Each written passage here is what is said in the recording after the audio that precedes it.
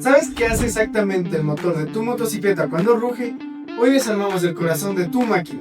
Arriba tenemos las válvulas que controlan la entrada y salida de los gases. Es la respiración de tu motor. En el medio tenemos el cilindro y el pistón, encargados de subir y bajar, transfiriendo la energía térmica a energía mecánica.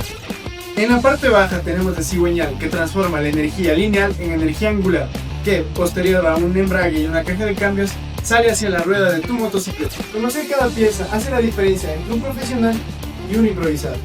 Domina la mecánica de motocicletas en 6 dimensiones.